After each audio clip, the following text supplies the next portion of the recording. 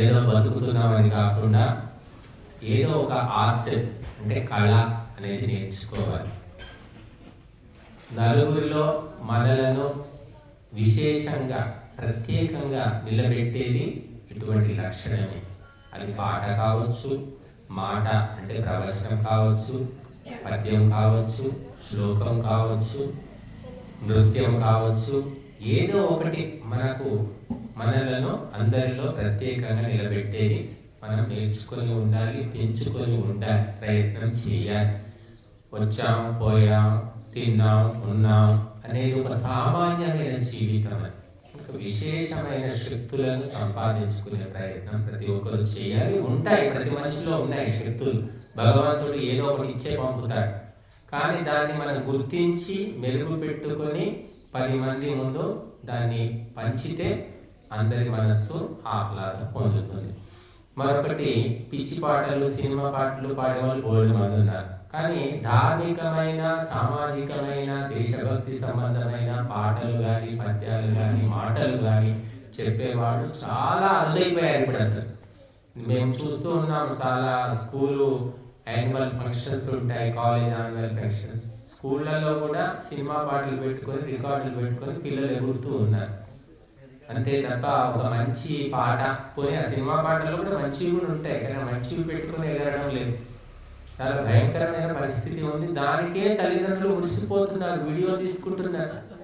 మేము ఒకసారి హైదరాబాద్లో స్లేట్ స్కూల్, బచ్పన్ స్కూల్లో నాకు గుర్తులేదు, బచ్పన్ అనుకుంటా, నువ్వు కూడా వచ్చినావు.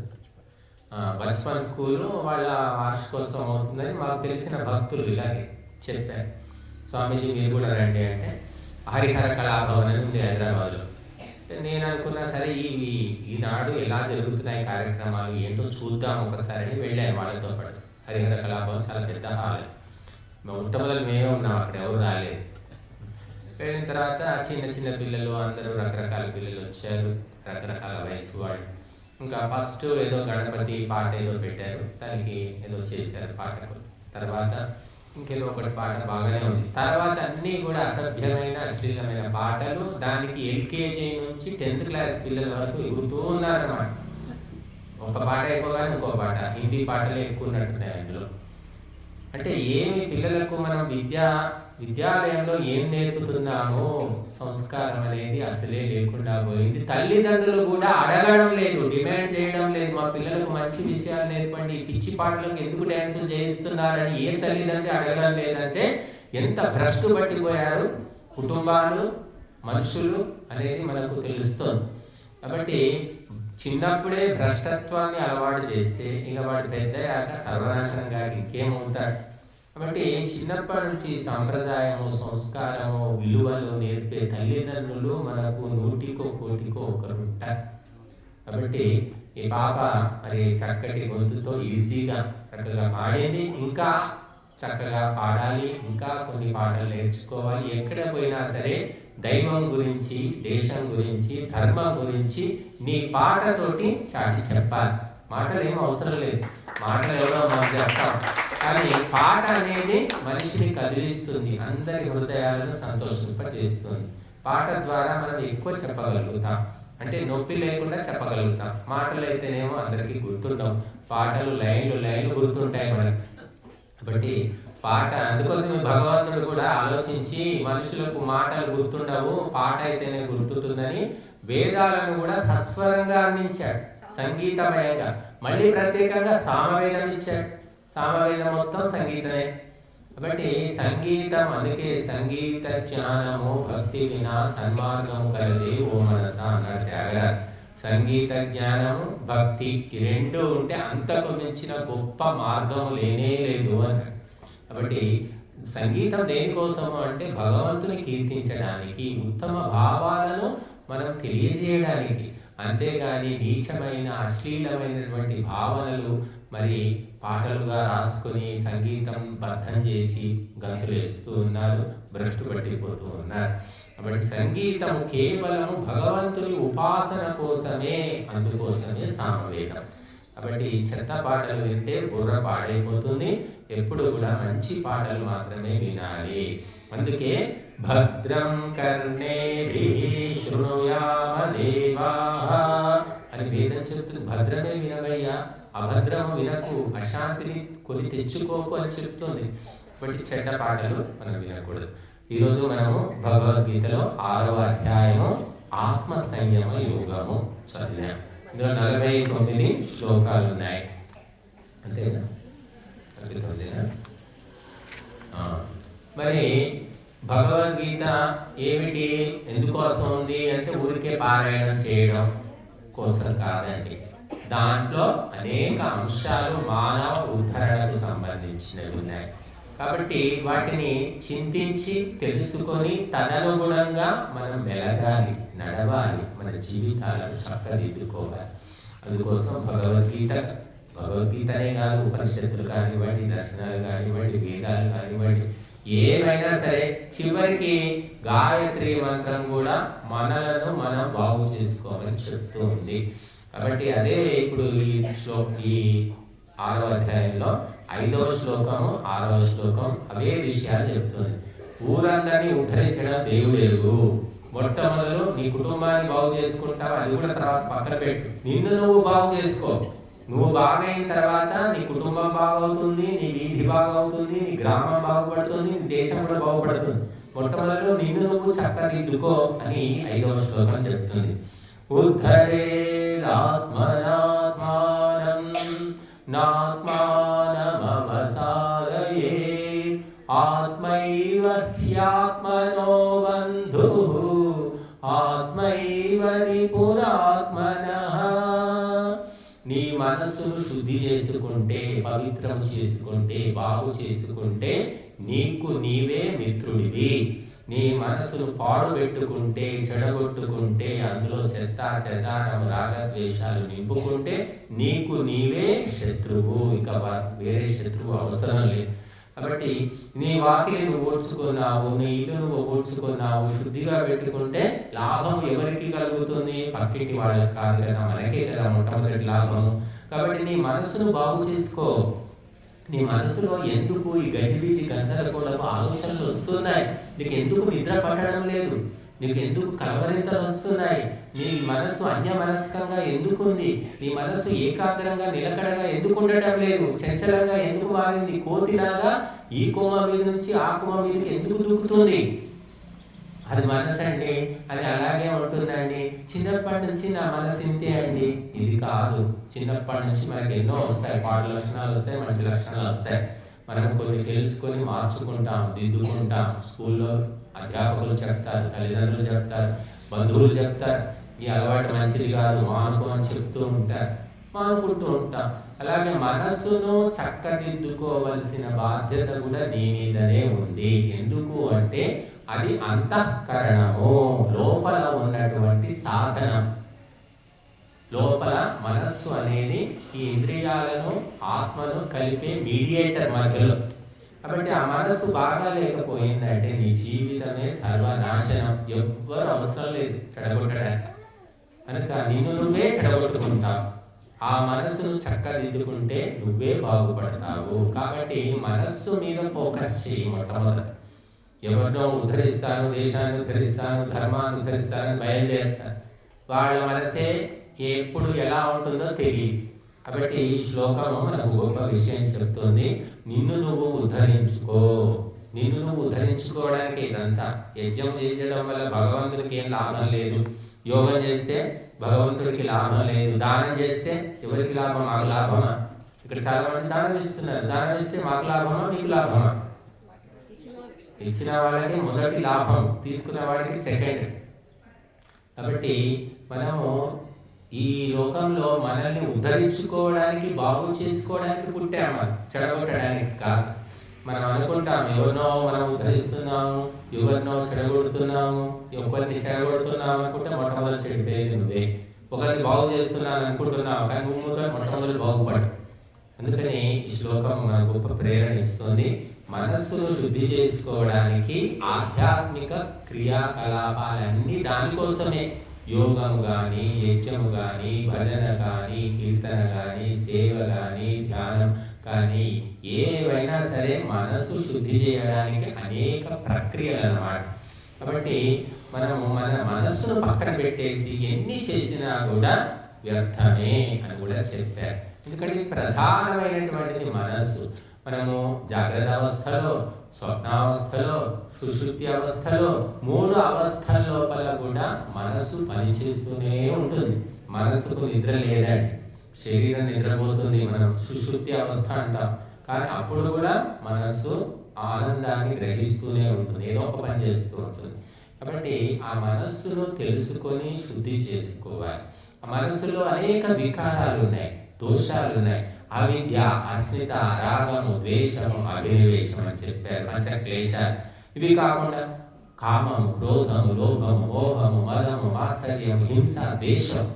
ఎంత చెత్త పేరుకుపోయింది, చెత్తకుడిలాగా అయిపోయింది చాలా మందికి మనస్సు. చిన్న చిన్న పిల్లలు అసభ్యంగా, అశ్లీలంగా మాట్లాడుతూ ఉన్నారు, నీచమైన డ్యాన్సులు చేస్తున్నారు. సమాజం ఎటుపోతుంది? అసలు మనం ఎక్కడ ఉంటున్నాము? మనుషుల మధ్య ఉంటున్నామా, లేకపోతే కోతులు రాక్షసుల మధ్య ఉంటున్నామా అర్థం కాదు. పిల్లలకి ఏం తెలియదు, కానీ తల్లిదండ్రులు, గురువులు చెప్పవలసిన వాళ్ళే తప్పుదారి పట్టారు. ఈనాడు ప్రపంచానికి మార్గదర్శనం చేయవలసిన భారతదేశం, జగద్గురువుగా ఉండవలసిన దేశం లోపల మనుషులు ఎలా ఉన్నారు, ఎలా బతుకుతున్నారు? తిండి కోసం బతుకుతున్నారు. తిండి తప్ప ఏమీ లేదండి.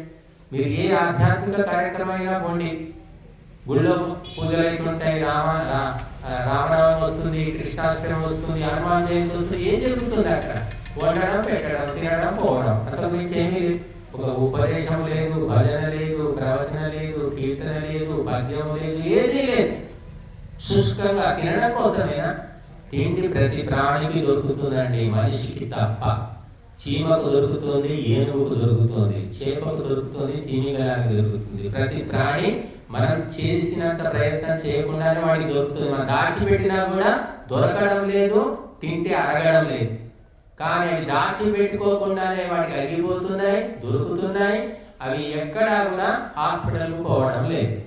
కాబట్టి మనము అందరం కూడా మొట్టమొదలు మనల్ని మనం ఉద్ధరించుకోవాలి అనే ప్రయత్నం చేయాలి. అందుకోసమని మనం ఒక జీవన విధానాన్ని, ఒక సమయ సారిణిని అవలంబించాలి. కాబట్టి మొట్టమొదలు నిన్ను నువ్వు ఉద్ధరించుకో అని ఈ శ్లోకం చెబుతుంది. అలాగే బంధురాత్మాత్మనస్తస్య ఏనాత్మైవాత్మనాజితః అనాత్మనస్తు శత్రుత్వే వర్తేనాత్మైవ శత్రువత్. కాబట్టి మనస్సు ఎప్పుడు శుద్ధమైపోతుందో, ఎంతెంత శుద్ధమవుతుందో ఆ మనస్సే నీకు బంధువు. ఎవరు నా వెంట లేరు, ఎవరు నా మాట వినడం లేదు, ఎవరు పట్టించుకోవట్లేదు, ఏమీ అవసరం లేదు. నీ మనస్సు శుద్ధమైన కొద్దీ అదే నీకు బంధువు, మిత్రుడు, తల్లి, తండ్రి అన్నీ కూడా అదే. గురువు కూడా అదే అవుతుంది మనసు. అదే ఆ మనసులో నువ్వు చెత్త చేర్చుకుంటూ పోతున్న కొద్దీ అది మహాశత్రువు అయిపోతుంది. బయట శత్రువులేమో కాసేపు కనబడతారు, కాసేపు పోతారు. కానీ మనస్సు చెడిపోయింది అనుకో, నువ్వు పడుకున్నా మేలుకున్నా నీ మనసే నిన్ను హింసిస్తూ ఉంటుంది, పీడిస్తూ ఉంటుంది, నీ నిద్ర పట్టదు. మరి మనసు చంచలంగా ఉంటుంది, పీడకలు వస్తుంటాయి, కలవరింతలు వస్తుంటాయి. ఎవరి మనస్సు పవిత్రంగా ఉందో వాడు ప్రశాంతమైన నిద్ర పొందుతాడండి. గుర్తు పెట్టుకోండి, ట్యాబ్లెట్ లేకుండా, ఫ్యాన్ లేకుండా, ఏది లేకుండా చక్కగా నిద్రపోతాడు. వాటికి ఎటువంటి కళలు గుర్తుండవు. మనం నిద్రపోయి లేచాము అంటే మళ్ళీ పడుకోవాలని అనిపించకూడదు. నిద్రలో లేచిన తర్వాత కళలు అనేవి గుర్తుండకూడదు, కళలు రాకూడదు. అది సరైన నిద్ర అని చెప్పారు. మనస్సు పవిత్రంగా ఉంటే ఆ రకమైన నిద్ర పడుతుంది. ఇప్పుడు ఏముంది, స్టూడెంట్లు కూడా 11, 12 దాకా వేలుకుంటున్నారు. మరి చదివే వాళ్ళు చదువుతున్నారు, టీవీలు చూస్తున్నారు, ఫోన్లు పట్టుకుంటున్నారు. ఎవరేం చేస్తున్నారో చేస్తున్నారు, కానీ 12కి స్టూడెంట్స్ పడుకుంటున్నారు. పొద్దున ఎప్పుడు వేస్తున్నారు? 9, 8. స్కూల్ ఉంటే, కాలేజ్ ఉంటే 8కో 9కో లేస్తాడు.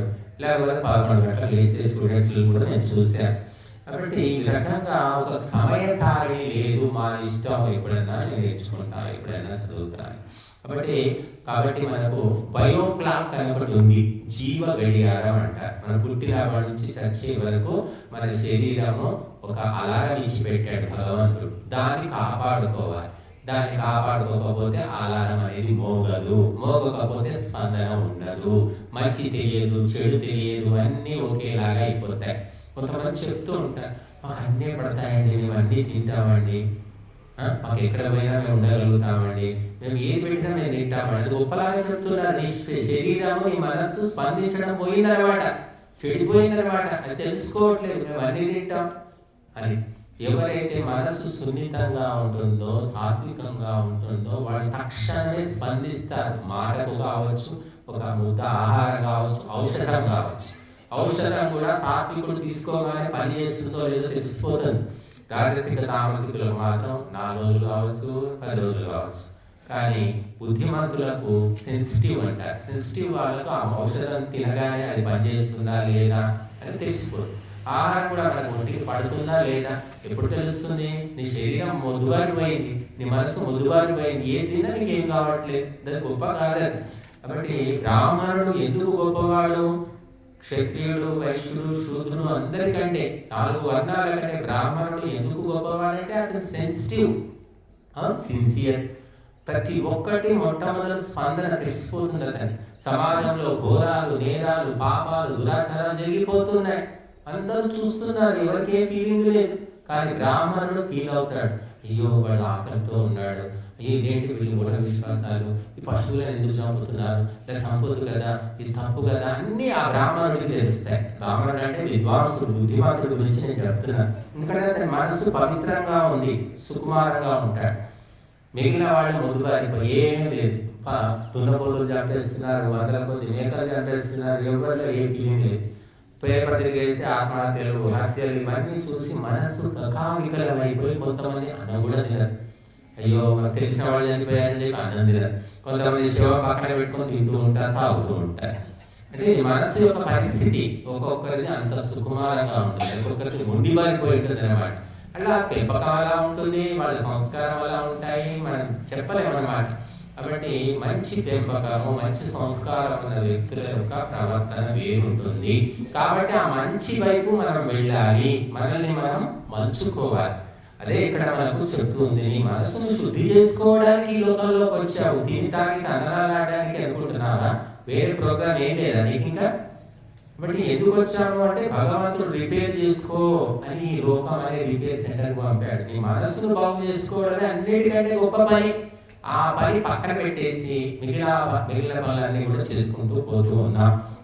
బట్టి చిన్ననాటి నుంచి ఉత్తములైన తల్లి, తండ్రి, గురువులు ఎవరికి దొరుకుతారు పూర్వ పుణ్యం వల్ల, వాళ్ళ మనస్సు చాలా పవిత్రంగా తయారవుతుంది. అటువంటి వాతావరణం వాళ్ళకు దొరుకుతుంది అన్నమాట పుణ్యం వల్లనే. అందుకే ఆదిశంకరాచార్యుడు ఆయన 9 ఏళ్ళకే సన్యాసం తీసుకున్నాడు. ఆయన ఎందుకంటే అటువంటి జన్మ, అటువంటి సంస్కారం, అటువంటి తల్లి, అటువంటి వాతావరణం. అలాగా ఎవరికి పవిత్రమైన సంకల్పాలు ఉంటాయో, సంస్కారాలు ఉంటాయో వారికి కూడా అటువంటి తల్లిదండ్రులనే భగవంతుడు ఇస్తాడు. కాబట్టి మన మనస్సును మనం బాగు చేసుకుంటున్నామా, చెడగొట్టుకుంటున్నామా అనేది ప్రతి ఒక్కరూ జగడ పట్టుకోవాలి. సమీక్ష అంటారు, నిరీక్షణ, ఆత్మ నిరీక్షణ అంటారు. అంటే పడుకునే ముందు మనం ఒకసారి ఒక 5 నిమిషాలు కూర్చొని ఉదయం ఈ రోజు లేచినప్పటి నుంచి పడుకునే వరకు ఏమైనా కఠినమైన మాటలు మాట్లాడానా, అనవసరంగా ఎవరైనా తిట్టానా, అనవసరంగా ఇతరుల విషయాలు కలగజేసుకున్నానా, ఎవరి మనసు నేను బాధ పెట్టలేదు, లేదా ఇతరుల వల్ల వ్యవహారం వల్ల నా మనసు బాధపడిందా అని ఒకసారి విచారణ చేసుకోవాలి. మరి ఎవరు చేసుకుంటున్నారు? టీవీ చూసుకుంటున్నాం, ఫోన్ చూసుకుంటున్నాం, నిద్రపోతున్నారు. కనుక మనస్సులో ఏం జరుగుతుంది అనేది ఎవరికి తెలియదు. మనసు అనేది చివరికి పద్మ వ్యూహం లాగా, నాగ వ్యూహం లాగా మారిపోయింది. ఎవరి మనసులో ఏమిటో వాళ్ళకే తెలియదు. మనం అప్పుడప్పుడు చదువుతున్నాం, హత్య జరిగింది, హఠాత్తుగా హత్య చేశాడు. ఎందుకు చేశాడు? కోపాన్ని ఆపుకోలేక చంపేశాడు. అంటే మనకు చట్టాలు కూడా ఎంత పనికిమాలిన చట్టాలు ఉన్నాయంటే, ప్లాన్ లేకుండా ప్రీ ప్లానెడ్ మర్డర్ అని ఒకటి ఉంటుంది, అన్ప్లానెడ్ మర్డర్ అంటే ప్లాన్ వేసుకొని చంపడం ఒకటి, ఏ ప్లాన్ లేకుండా అప్పటికప్పుడే ఆవేశంలో చంపేయడం ఒకటి. అప్పటికప్పుడే ఆవేశంలో చంపితే శిక్ష తక్కువ అంట. ప్రీ ప్లాన్ అంటే ముందే ఆలోచన చేసి తుపాకులు తెచ్చుకొని, కత్తులు తెచ్చి పెట్టుకొని ఈ రోజు చంపాలి, ఇక్కడ వాడు తిరుగుతున్నాడు, ఇవన్నీ సమాచారం సేకరించి చంపితేనేమో శిక్ష ఎక్కువ అంట. అప్పటికప్పుడు కోపంలోనో ఇంకేదో రకంగా వాడు చంపేస్తే శిక్ష తక్కువ. ఏమైనా అర్థం ఉందా అండి? వాడు కోపంలో అప్పటికప్పుడే చంపాడు అనుకుందాం. ఆ కోపము ఎవరికి వచ్చింది, ఎక్కడి నుంచి వచ్చింది, పక్కవాడి నుంచి అతనికి వచ్చిందా? అతను మనసులో పెంచుకున్నటువంటి ఎమోషన్, వికారం అన్నమాట, అది ప్రకోపించింది. చిన్న విషయాలకే తగాదా వచ్చింది, చంపి పారేశాడు. అతనికి శిక్ష లేదు, అతనికి ఏదో జైల్లో పెడతారు, కొన్ని రోజుల తర్వాత వదిలేస్తారు.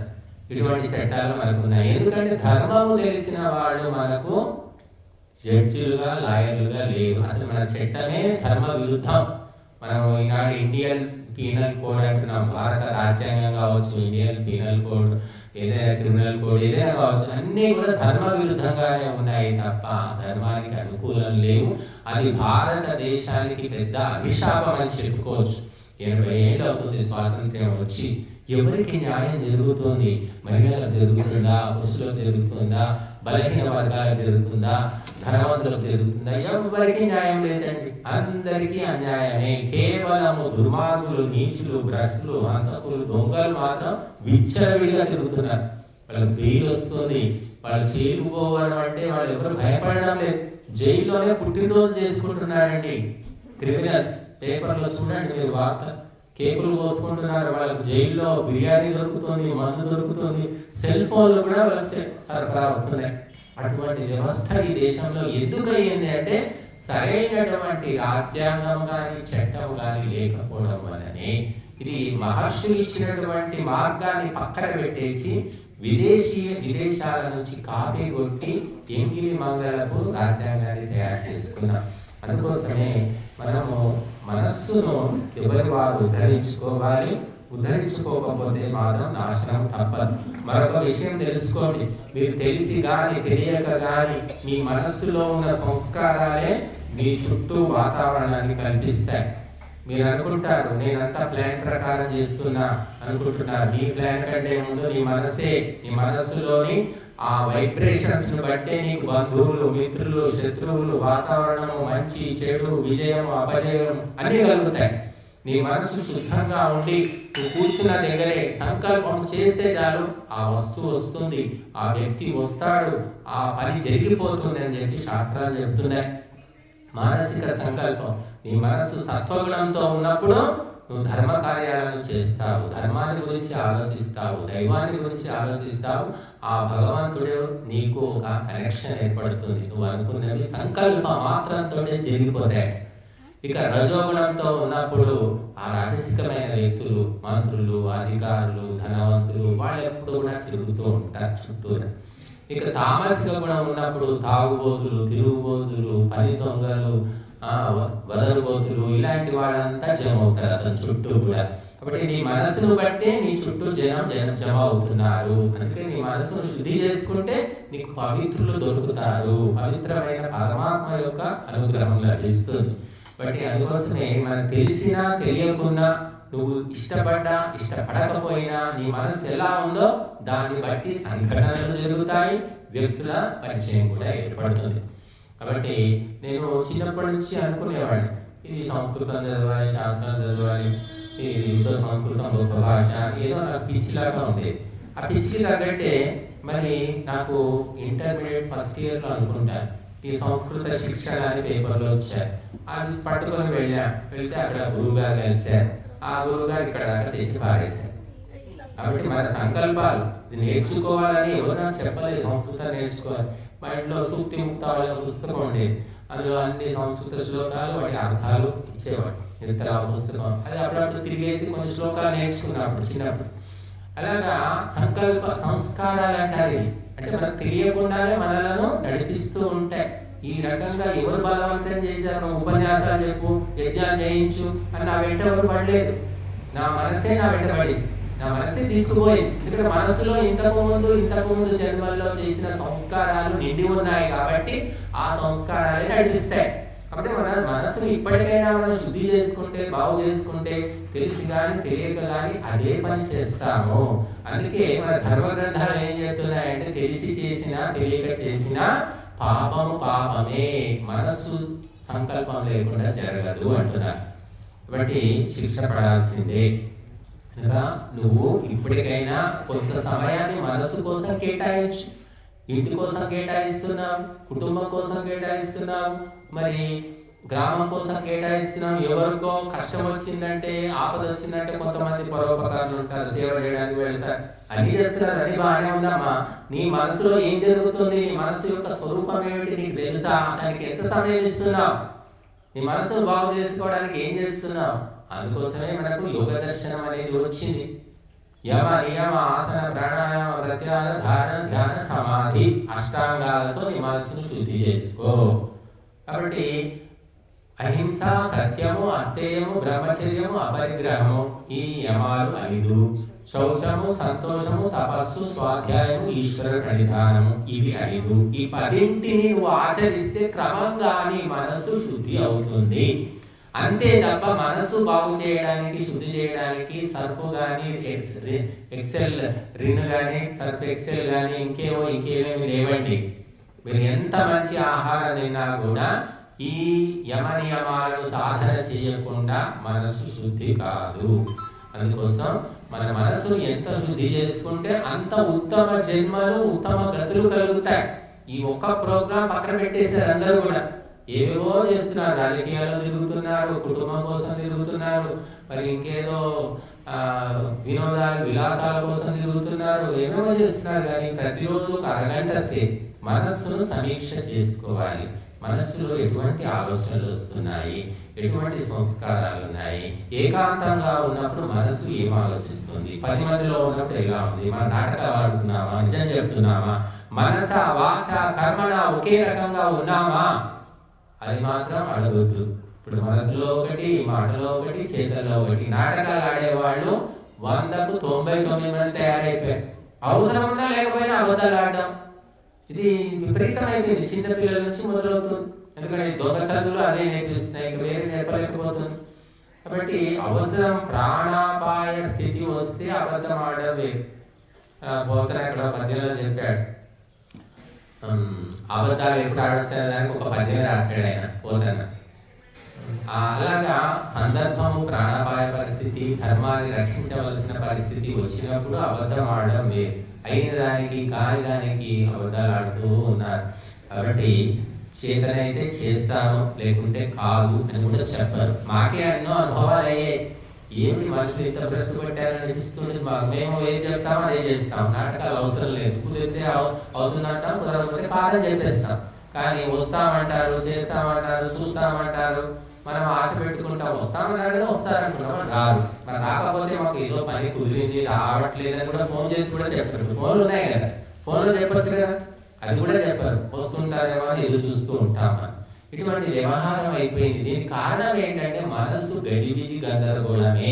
మనసు శుద్ధంగా ఉన్నప్పుడు స్పష్టంగా ఉంటాడు ఆ మనిషి. అంతే, ఒకటే గుర్తుపెట్టుకోండి. పైకి ఒకటి లోపల ఒకటి అనే నాటకం అనేది ఉండదు. ఈ నాటకం ఉందంటే రజోగుణం అన్నమాట. కాబట్టి మనస్సును సత్వగుణం, అసలు మనస్సు లక్షణమే సత్వగుణం అని చెప్పారు. ఇవి కృత్రిమంగా రజోగుణము, తమోగుణం మనం తెచ్చిపెట్టుకుంటున్నాం. కాబట్టి అందరూ కూడా మొట్టమొదలు మనస్సును బాగు చేసుకునే పని చేయండి. ఈ మనస్సులో మంచి ఆలోచనలు వస్తుంటే వాటిని పెంపొందించుకోండి. పనికి మాలిన చెడ్డ ఆలోచనలు వస్తుంటే అవి ఎందుకు వస్తున్నాయో గమనించి వాటిని తొలగించుకునే ప్రయత్నం చేయండి. ముఖ్యంగా మన భారతీయులకు ఒక ప్రధానమైన లక్షణం ఉందండి. మానసిక రోగం ఒకటి ఉంది. ఏమిటంటే అసూయ, జెలసీ అంటారు. అంటే పక్కవాడు బాగుపడుతుంటే ఓర్వలేకపోవడం అంటారు. దీన్ని అసూయ అంటారు. ఇది భారతీయుల్లో విపరీతంగా, అది అన్నదమ్ముల్లో ఉండొచ్చు, భార్యాభర్తల్లో ఉండొచ్చు, కొడుకు కూతుర్లో ఉండొచ్చు, ఫ్యామిలీలోనే ఉండొచ్చు అండి. ఎవరి దాకా అవసరం లేదు. ఫ్యామిలీలో ఒకటి బాగుపడుతుంటే ఓర్వలేకపోవచ్చు. భార్య మంచి జాబ్ వచ్చింది, ప్రమోషన్ వచ్చింది, జీతం పెరిగిందంటే భర్త ఓర్చుకోలేకపోవచ్చు. లేదా భర్త ఏదో చేస్తూ ఉంటే భార్య ఓర్చుకోలేకపోవచ్చు. లేదా పిల్లలు బాగుపడుతుంటే ఓర్చుకోలేని తల్లిదండ్రులు కూడా ఉన్నారు. శిష్యులు బాగుపడుతుంటే ఓర్చుకోని గురువులు ఉన్నారు. రకరకాల, దాన్నే అసూయ అంటాం. బట్ ఈ అసూయ నిష్కారణం అన్నమాట. సరే, వాడి మీద ఏడిస్తే మనకి లాభం వస్తుంది అంటే ఏడిస్తే అర్థం ఉంది. ఇద్దరు రన్నింగ్ రేస్లో 10 మంది పరిగెత్తూ ఉంటారు. సరే, పక్కవాడు పరిగెత్తొద్దు, నేనే ముందు పరిగెత్తాలనుకుంటే అర్థం ఉంది. కానీ ఎక్కడ ఏ సంబంధం లేని వ్యక్తులు వాడు ఎక్కడో వాడి పని వాడు చేసుకుంటుంటాడు, వాడు బాగుపడిపోతున్నాడు, వీడు ఏడుస్తుంటాడు. ఇక్కడ వీడికి వాడికి సంబంధం లేదు. వాడు బాగుపడితే వీడికి కలిగే నష్టం కూడా లేదు. కానీ మానసికమైనటువంటి వికారం, ఆ దోషం అనేది ఉంది కాబట్టి మనసు అలాగే ఆలోచిస్తుంటుంది అన్నమాట. లాభ నష్టాలు ఏముండవు అసూయలో, ఊరికే ఏడవడం అన్నమాట.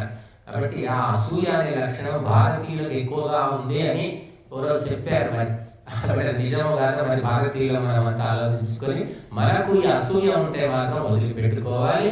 ఎవరైనా మనకంటే మంచిగా పాడగలిగినా చెప్పగలిగినా మనం సంతోషించి వాళ్ళకి ధన్యవాదాలు చెప్తే ఇప్పుడు మనకు అసూయ లేనట్టు.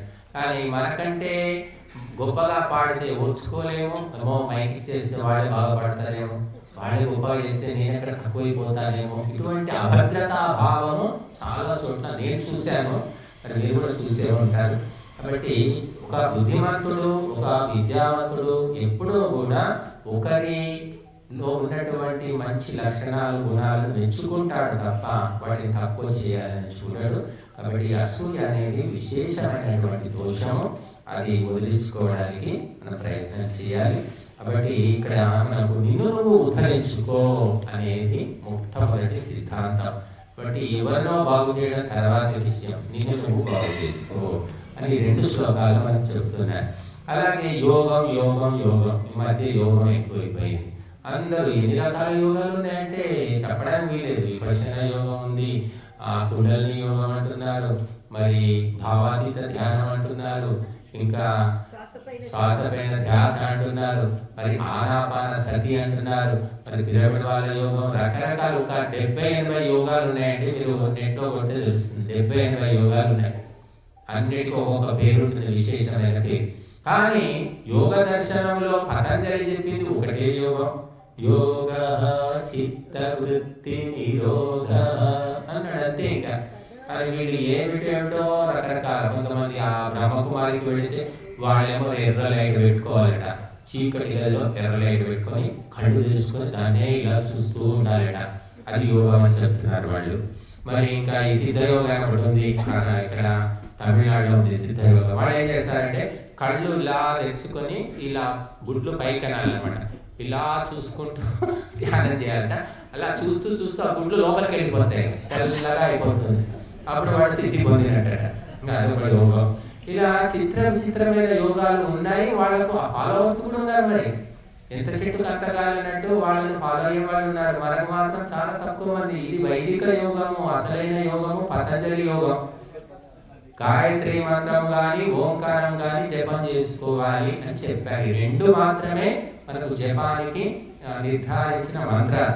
ఇంకా అవన్నీ పక్కన పెట్టి కొన్ని ఈ ఆనాపానసతి, ఈ వీళ్ళు విపశ్యన, తర్వాత పిరమిడ్ వాళ్ళు ఏం చెప్తున్నారంటే ఏ మంత్రము జపం చేయకూడదు, ఏ నామము తలచకూడదు, మౌనంగా కూర్చోవాలి, శ్వాస మీద ధ్యాస పెట్టాలి అని చెప్తున్నారు. ఏ శాస్త్రంలో ఉంది, ఏ దర్శనంలో ఉంది అని కూడా అడిగేవాళ్ళు లేరు. అంటే మనకి ఇష్టం వచ్చినట్టు మనం చెప్పుకుంటూ పోవడమేనా యోగం? దానికి ఒక ప్రమాణం లేదా, ఒక పరంపర లేదా? అంటే చదివితే కదా తెలిసేది. చదివిన మాలాంటి వాళ్ళం వాళ్ళు చేసే పిచ్చి చేష్టలు చూసి నవ్వుకుంటాం. ఏ చదువు రాని వాళ్ళు ఏ శాస్త్రం తెలియో అదే యోగం చాలా గొప్ప విషయాలు చెప్తున్నారు అనుకుంటారు. కాబట్టి చిక్కటి పాలు చిన్నప్పటి నుంచి తాగిన వాళ్ళకు కల్తీ పాలు గుర్తుపడతారు. చిన్నప్పటి నుంచే కల్తీ పాలు, ఇంకా వాడు చిక్కటి పాలను చూసి తాగితే వాడికి అజీర్ణం వస్తుంది, కడుపు నొప్పి వస్తుంది. అలాగా మారిపోయింది. కాబట్టి అసలైన యోగం ఏమిటి, అసలైన ధ్యానం ఏమిటి అనేది ఎవ్వరికి భారతదేశంలోనే తెలియకుండా పోయింది. కారణం శాస్త్రాలు అధ్యయనం చేయకపోవడం. అందుకే ఇక్కడ ఈ 6వ అధ్యాయంలో 2 శ్లోకాలు యోగం అంటే ఏంటో మనకు చెప్తున్నాయి. నాత్యశ్నతస్తు యోగోస్తి నైచైకాంతమనశ్నతః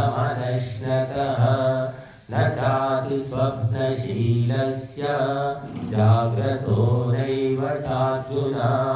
బాగా తినేవాడికి యోగము వంట పట్టదు, అది యోగం కాదు. ఒంటరిగా కొద్దిగా ఏదో తిన్నావా లేదా అన్నట్టు తింటే కూడా యోగము వంట పట్టదు.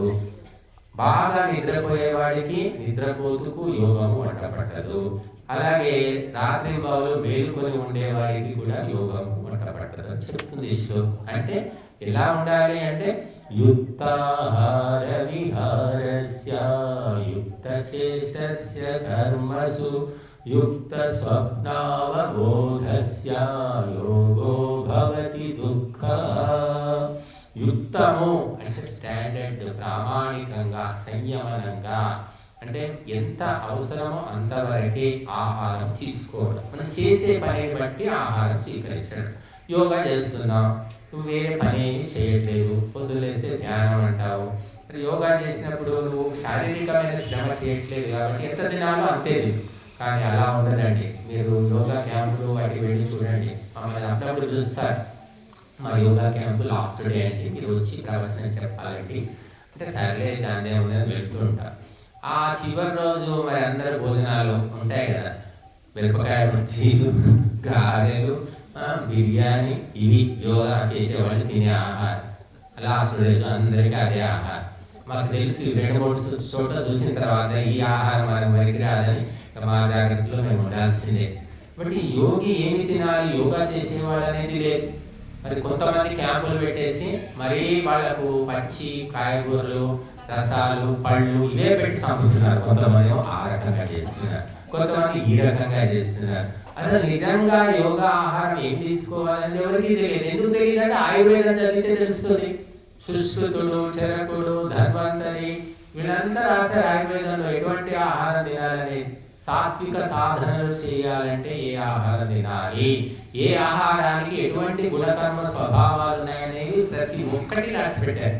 కానీ అది తెలియకపోవడం వల్ల టేస్ట్ ఏది బాగుంటుంది, ఏది రుచిగా ఉంటుంది, ఏది నచ్చుతుంది, గురువు గారికి ఏది ఇష్టమో అదే పెట్టేసేయండి అంతే.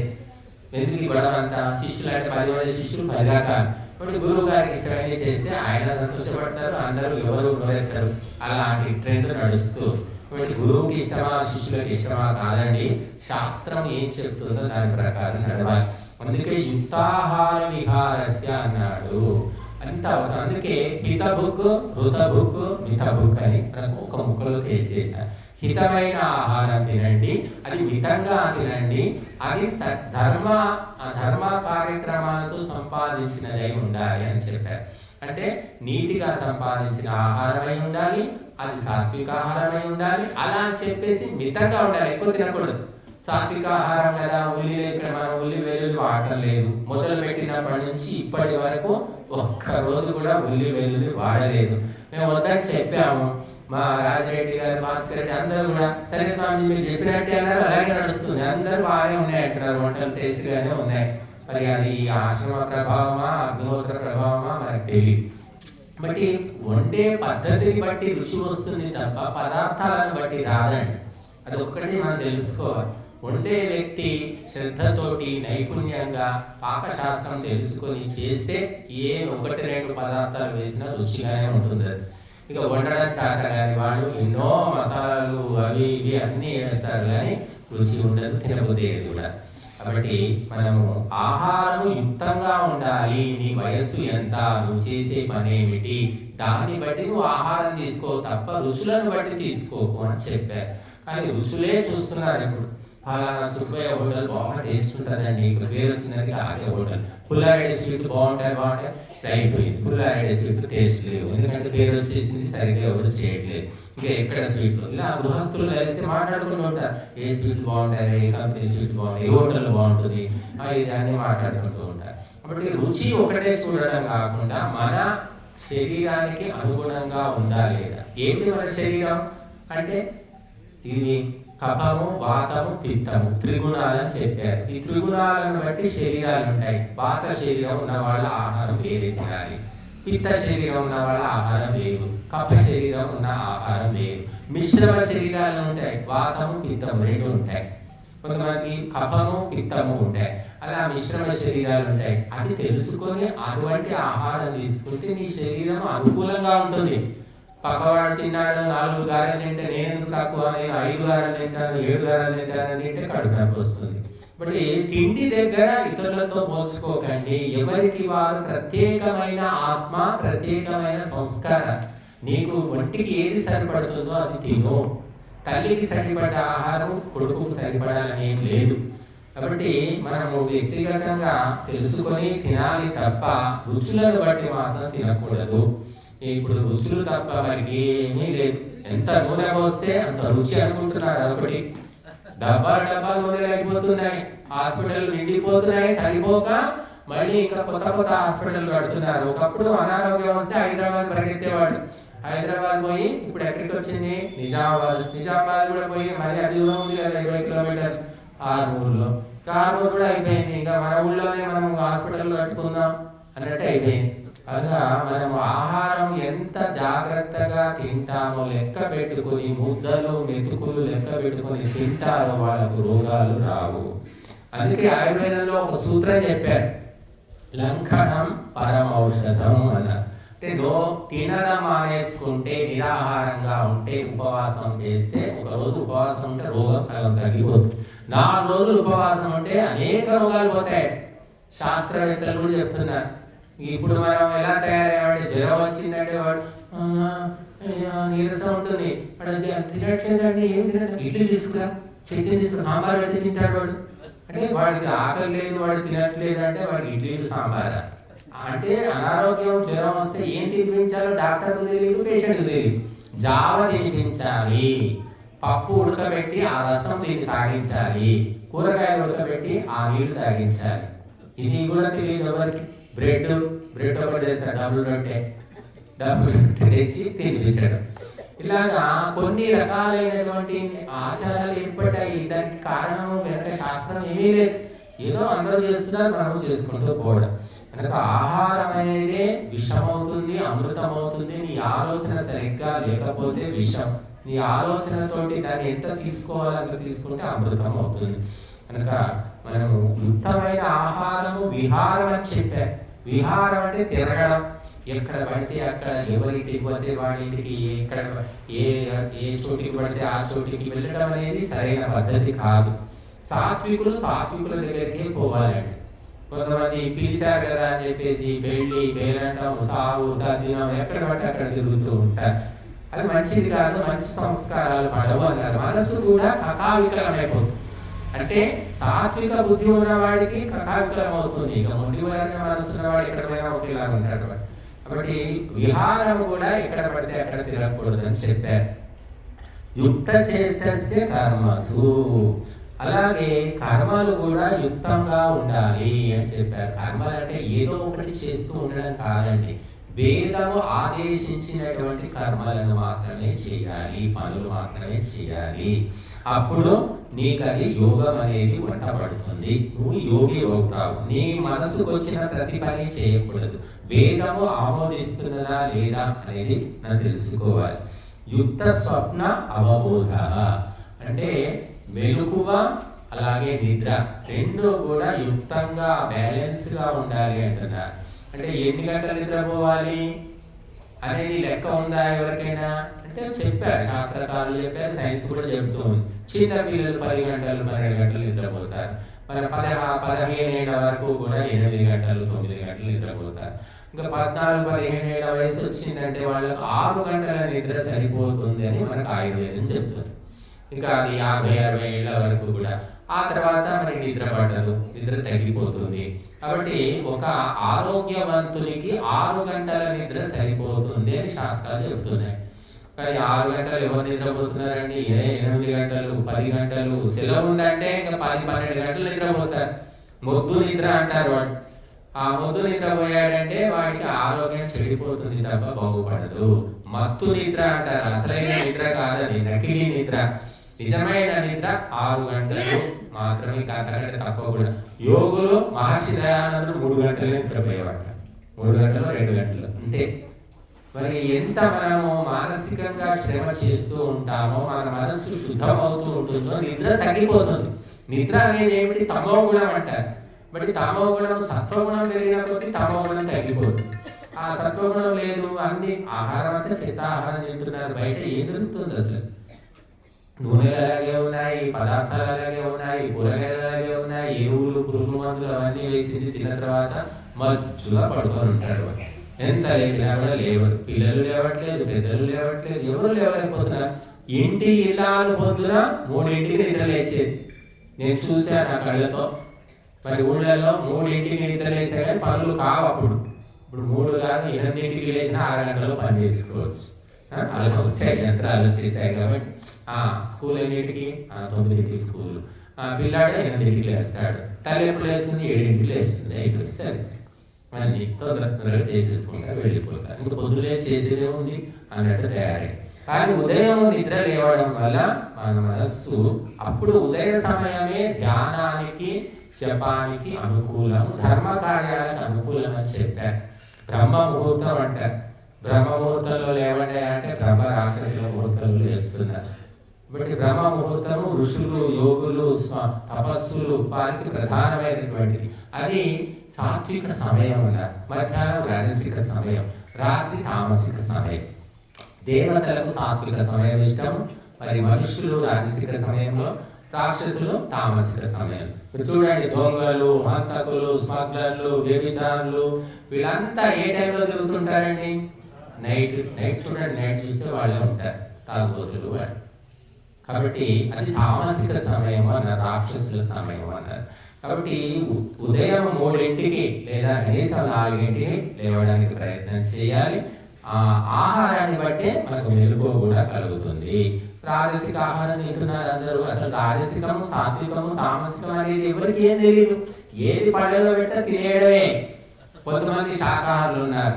శాకాహారులు అంటే మేమేం మాంసం, గుడ్డు, చేపలు తినమంటారు. సరే, మంచిదమ్మా, తామసిక భోజనం ఆపేస్తారు. కానీ రాజసిక భోజనం తింటుంటారు. సాత్విక వాళ్ళు శాకాహారులే, కానీ రాజసికం తిన్నప్పుడు సాత్విక బుద్ధి ఎలా వస్తుంది? ఉల్లి, వెల్లుల్లి రెండు తామసికం అని చెప్పారు. ఇంకా కొన్ని ఉన్నాయి, ముఖ్యంగా మినపప్పు రాజసికమే. అలాగే నూనె వాడడం కూడా ఇది రాజసికమే అని చెప్పారు. కనుక ఆవు నెయ్యి కొంచెం వేసుకొని మనం తినడం సాత్విక ఆహారం అని చెప్పారు. ఇంకా రజోగుణంలోకి వచ్చారు. తామసిక ఆహారం మానేశారు, రజోగుణంలోకి వచ్చారు. కానీ సాత్వగుణంలోకి పోవాలని ఎందుకు ఆలోచించట్లేదు? అక్కడికే ఆగిపోతున్నారు చాలా మంది, నేను చూశాను. కాబట్టి ఉల్లి, వెల్లుల్లి అనేవి చాలా, మాంసాహారంలో ఏ దోషం ఉందో ఉల్లి వెల్లుల్లో కూడా అదే దోషం ఉంది అని శాస్త్రాలు చెప్తున్నాయి, ఆయుర్వేదం చెప్తూ. ఒకవేళ తినవలసి వస్తే వాటిని శుద్ధి చేసుకొని తినమని చెప్పారు. ఎలా శుద్ధి చేయాలి అంటే, వెల్లుల్లిపాయలేమో అంటే తప్పనిసరి తినాలండి, అనారోగ్యము, హార్ట్ ప్రాబ్లము ఏదో చెప్తారు కొంతమంది. సరే, తప్పనిసరిగా తినాలనుకుంటే ఆ వెల్లుల్లిపాయలు పొట్టు తీసేసి మేకపాలలో ఉడికించి తీసి తర్వాత ఆవు నేతిలో వేయించుకొని తింటే అప్పుడు దాని దోషం పోతుంది అని చెప్పారు. ఉల్లిగడ్డ కూడా అంతే, తెల్ల ఉల్లి అంటారు. ఉల్లిగడ్డలో కోసేసి ఆవు నేతిలో వేయించాలి. బాగా వేయించిన తర్వాత తీసుకుంటే ఆ దోషం అని, అంటే బుద్ధిని దోషం చేస్తుంది, బుద్ధిని తక్కువ చేస్తుంది కాబట్టి ఆ దోషం పోతుంది అని చెప్పారు శాస్త్రకారులు. కనుక తప్పనిసరి తినాల్సి వస్తే అలా తినమని చెప్పారు. కనుక ఆహారం గురించి అతి సూక్ష్మంగా ప్రపంచంలో చెప్పిన వాళ్ళు ఎవరైనా ఉన్నారు అంటే మహర్షులు మాత్రమే చెప్పారు. మన మహర్షులు ఇంకెవరు చెప్పలేదు. పరమాణువు నుంచి బ్రహ్మాండం దాకా ప్రతి ఒక్క తత్వాన్ని గురించి వివరంగా మన మహర్షులు చెప్పినప్పటికీ కూడా ఈ ఇంగ్లీషు చదువులు చదవడం వల్ల ఒక మహర్షి పేరు కూడా ఎవరికి తెలియదు, ఒక శాస్త్రం పేరు కూడా తెలియదు. ఎవరిని చూసినా Copernicus, Galileo, Vasco da Gama, లేకపోతే సైంటిస్టులు న్యూటన్ అంటారు, ఎడిసన్ అంటారు, ఇంకేదో ఈ పేరు తప్పితే మన భారతీయ మహర్షులు, వైజ్ఞానికుల పేరు ఎవరికి తెలియదు. అందుకని ప్రపంచాన్ని శాసించే భారతదేశము, భారతీయులు ఎక్కడ ఉన్నారంటే కూటి కోసం వెతుక్కుంటున్నారు. నాకు అన్ను పెట్టాలి, ఎదుర్కోవాలి, నాకు ఎవరు ఉద్యోగం ఇస్తారు, నన్ను ఎవరు బతికిస్తాడని పిచ్చి కుక్కలాగా దేశాలు పట్టుకొని తిరుగుతున్నారు. ఎందుకంటే శాస్త్రాలు తెలియదు. తెలిస్తే ఈ పరిస్థితి రాదు. అందుకోసమే ధర్మ గ్రంథాలు చదవండి, శాస్త్రాలు చదవండి. మీకు ఆత్మవిశ్వాసం వస్తుంది, ధైర్యం వస్తుంది, ప్రపంచాన్ని శాసించే శక్తి వస్తుంది. ప్రపంచాన్ని శాసించిన దేవుడు మీ జీవితాన్ని మీరు చక్కదిద్దుకుంటారు. ఎవరిని ఉద్యోగాల కోసము దేవుడించే పరిస్థితి రాదు. కాబట్టి మనము ఆ స్వప్నము, అవబోధ అంటే నిద్ర, మెలకువ అన్నీ కూడా బ్యాలెన్స్గా ఉండాలి. ఎవరైనా శారీరక శ్రమ బాగా పని చేశామనుకోండి, నిద్ర బాగా పడుతుంది. చూడండి, మన పని ఏమి చేయట్లేదు అనుకోండి, నిద్ర తక్కువ ఉంటుంది. బాగా చెమట కారేదాకా ఎండలో కష్టం చేసిన వ్యక్తి బాగా నిద్రపోతాడు, తొందరగా నిద్రపోతాడు. అంటే మానసిక శ్రమ చేసిన వ్యక్తులు కూడా తక్కువ నిద్రపోతారు. ఒక ఆర్టిస్ట్ ఉంటాడు, ఒక చిత్రకారుడు ఉంటాడు, ఒక శిల్పకారుడు ఉంటారు, ఒక రచయిత ఉంటారు. వాళ్ళకి నిద్రే ఉండదు అసలు. వాడికి ఆలోచన వచ్చిందంటే కూర్చొని రాస్తూనే ఉంటాడు, బొమ్మలు వేస్తూనే ఉంటాడు, నిద్ర లేదు, ఏమీ లేదు. ఎప్పుడు ఆలోచన వస్తుందో తెలియదు. మనం సినిమా సంగీత దర్శకుల గురించి వింటూ ఉన్నాం. వాళ్ళకు అర్ధరాత్రి 2 గంటల సమయంలో వాళ్ళకి ఆలోచనలు వస్తుంటాయి. సంగీత పాటలకు ఆ స్వరాలు కల్పన చేస్తూ ఉంటారు, ట్యూనింగ్ చేస్తూ ఉంటారు సంగీతవేత్త. కాబట్టి వాళ్ళకు నిద్ర ఈ టైంలో తప్పకుండా నిద్రపోవాలని ఏమి ఉండదు. ఒక్కోసారి ఆలోచనలు వెలువలాగా వస్తుంటాయి. నేను కూడా ఒకసారి కూర్చొని రాసేస్తూనే ఉంటాను, అదే పని రాస్తుంటాను. ఒక్కోసారి ఎంత కూర్చున్నా ఆలోచనలే రావచ్చు. కాబట్టి ఈ నిద్ర మెలకువ అనేది మాత్రము మనము చేసే పనిని బట్టి, మన మనసులో ఉన్న సత్వ రజస్తమ గుణాలను బట్టి, వాతావరణాన్ని బట్టి, ఆహారాన్ని బట్టి, అన్నిటి బట్టి ఉంటుంది. కాబట్టి నిద్ర పట్టడం లేదు అంటే మాత్రము అది సీరియస్గా ఆలోచించి ఎందుకు పట్టడం లేదు అనేది మనము గమనించి దానికి నివారణ చేసుకోవాలి. ఆయుర్వేదంలో చాలా మంచి మందులు ఉన్నాయండి. నిద్ర పట్టని వాళ్ళు ఉంటే ఎవరైనా మమ్మల్ని కలవచ్చు, మేము ఆ మందులు చెప్తాం. పీడకలు వచ్చేవాళ్ళు, నిద్ర పట్టని వాళ్ళు, కలవరితలు ఉండేవాళ్ళు, ఇలాంటి వాళ్ళు ఎవరికైనా సరే ఆయుర్వేదంలో సైడ్ ఎఫెక్ట్స్ లేనటువంటి మందులు ఉన్నాయి.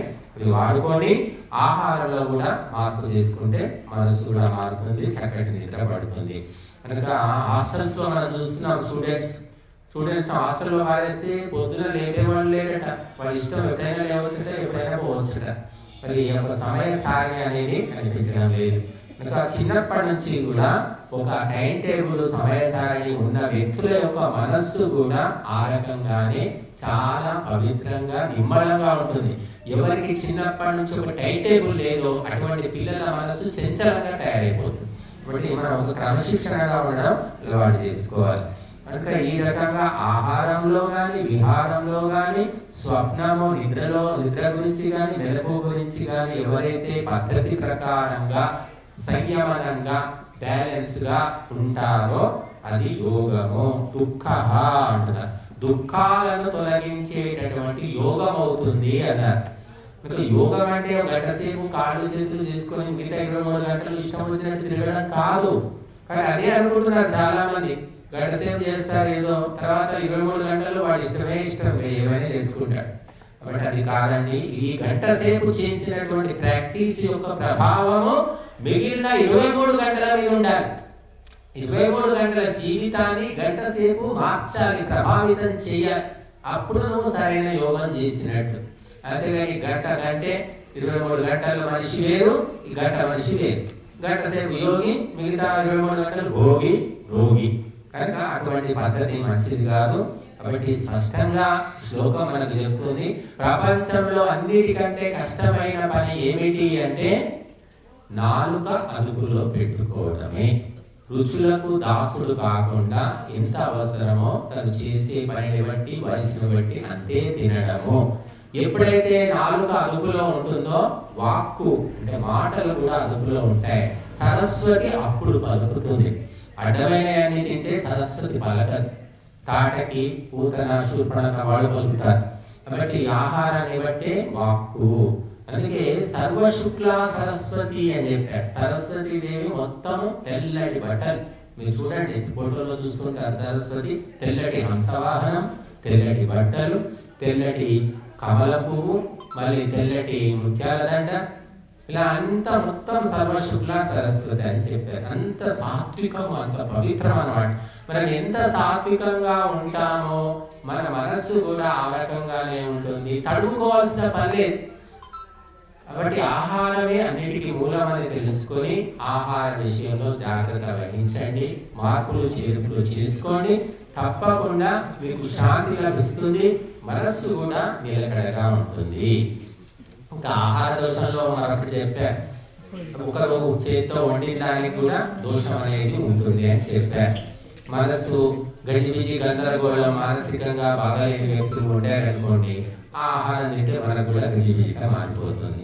పవిత్రమైన మనస్సు, 10 మందికి నేను చేసి పెట్టాలి, వాడు తిని సంతోషించాలనే భావన ఎవరికి ఉంటుందో వాళ్ళు వండి పెడితే మన మనస్సు కూడా పదిలంగా నిమ్మలంగా ఉంటుంది. కాబట్టి వండే వ్యక్తి ప్రభావము ఆహారం మీద పడుతుంది అని ధర్మ గ్రంథాలన్నీ ఏకకంఠంతో చెప్తున్నాయి. అందుకోసమే సాధకులు ఎవ్వరు కూడా ఎక్కడ పడితే అక్కడ తినరు. ఎందుకంటే సాధన లేని వ్యక్తుల చేతి ఆహారం తింటే వాళ్ళ మనసు కూడా డిస్టర్బ్ అయిపోతుంది. కాబట్టి మనము ఈ ఆహార విహారాలు, చేష్టలు, కర్మలు, ఆ స్వప్న నిద్ర, జాగరణము ఇవన్నీ కూడా బ్యాలెన్స్గా చేసుకోవడమే యోగము. అప్పుడు ఆ యోగమే దుఃఖాలను హరిస్తుంది అని మనకు ఈ శ్లోకం చెప్తుంది. అలాగే ఇందులో ఈ అధ్యాయంలో చాలా శ్లోకాలు, మంచి విషయాలు చాలా ఉన్నాయి.